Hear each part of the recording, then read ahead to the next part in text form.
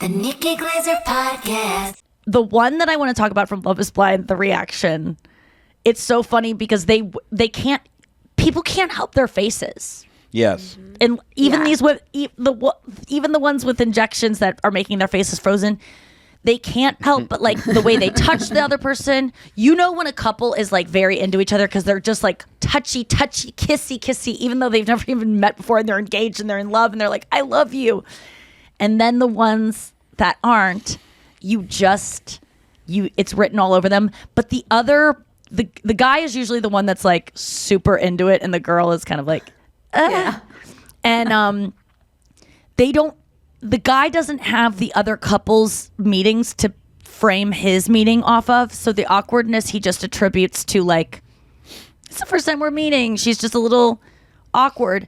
But watching it as a viewer, you're like, whoa, this is way different than the other ones. Something's wrong. And this one girl, she's like down to get engaged to this guy. And then as soon as she sees him, she's just like, I just feel like my religion is going to be an issue.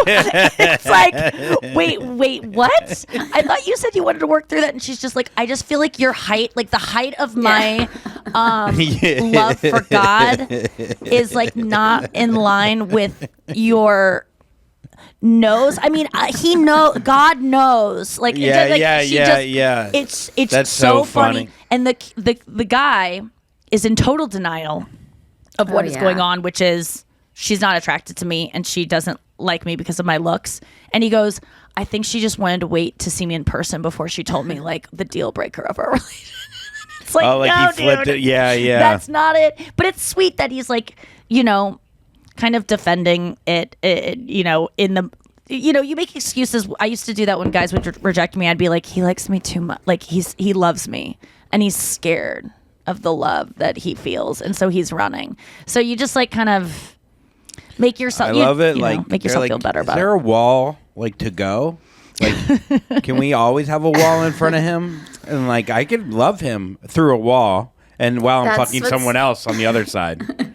Well, some of these couples are so connected in the pods and then they come out in the world and they are frozen and have nothing to talk about. And on the Japan one, it's funny because a couple of the girls, like after they get together and everything, they're like, can we just not look at each other? Because they stop actually having good conversations when they're physically with each other. And then they'll do this thing where they just look the other way and they start It's like dating online. Again. I'm not kidding you. Like that happened with a couple on the American version.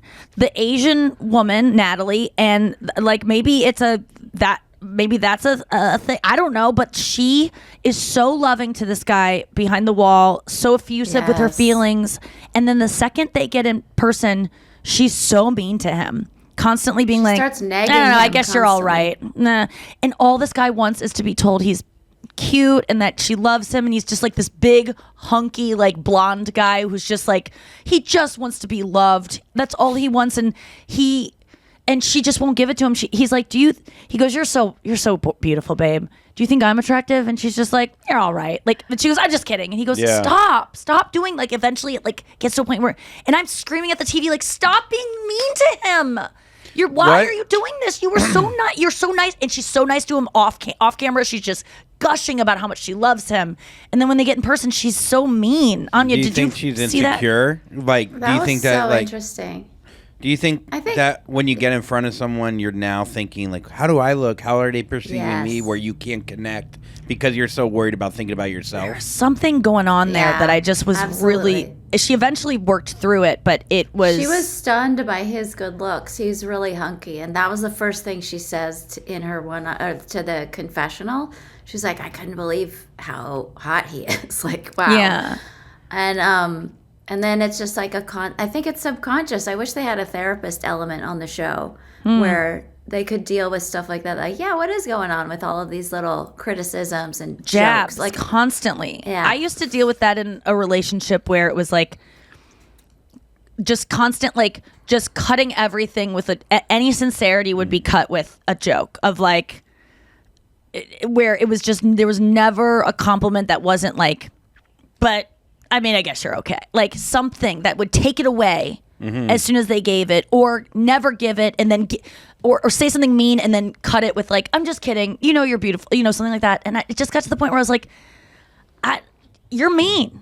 You're constantly, and I know you don't feel that way. Like when we're alone or when, you know, I just know how you feel about me, and isn't that what is going on here? And I think it's just fear of intimacy and fear of being vulnerable, and like, I guess letting someone know that you have something invested in them that they could then pull away.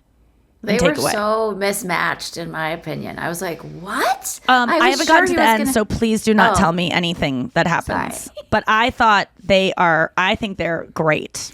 No, as I was watching, I'm like, they're a great couple, but I couldn't believe that they picked each other right off the bat, or that, you know, I just thought for sure he was going to pick the other girl. So funny. There's so many moments in this reality show where I go, whoa, well, when this airs, he's going to have a lot to answer to, because he just openly told this other girl, because they're all dating each other, and by the end of it, some of them are between two people, and one guy tells one, and I'm not spoiling anything because this is the first episode, one guy tells a girl, hey, if I were to ask you to marry me, like, what do you think about that? He doesn't ask her, but he just says like, hey, I'm floating that, and she's like, I'm really into this other guy, and he's like devastated. So then he goes to the other girl on his number 2.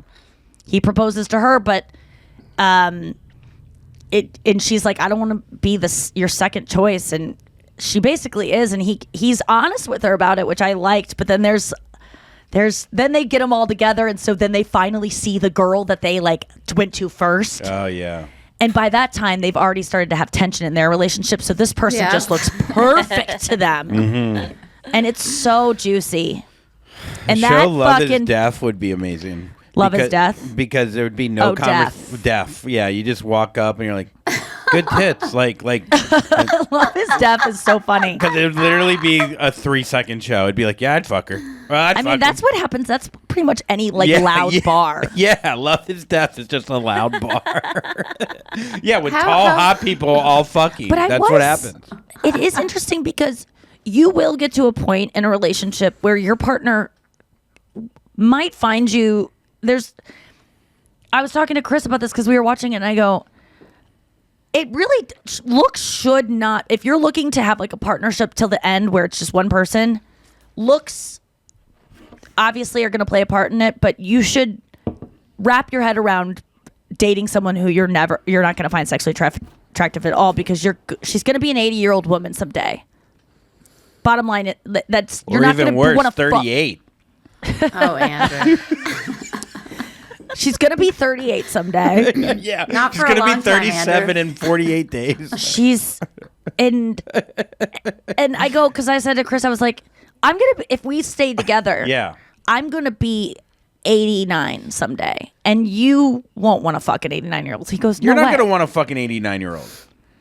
I know, but I was just like thinking about like men are more about like looks, I think, than women and especially after menopause, women. But I think there's a difference between like, I think if I'm aging with a woman and let's say like, I want to put my best, even though I haven't at times and I've gotten as ugly as I think I could get. I think there's something about like trying to at least stay attractive for your partner. I know, but at some point, time takes its toll, and there's nothing you can do. Is what I'm saying. I still see like an active old like I'll see an active 80-year-old woman who's like doing like, you know, Roomba, and I'll be like, oh, that's fuckable. Roomba. You know what I mean? Like she's at least like moving her body and like still being. Then you got like a 45-year-old guy or girl who's just like eating fucking corn puffs, just sitting on the couch, like just letting themselves go because they're older, and it's just like, yeah, that's not fuckable. But I think if you stay like, yeah, but I'm just saying like. I'm just saying that eventually looks will fade. I mean, we all know this. Looks will fade, and if you are invested in someone only because of the way they look, watch out, because it's going to be a bumpy road.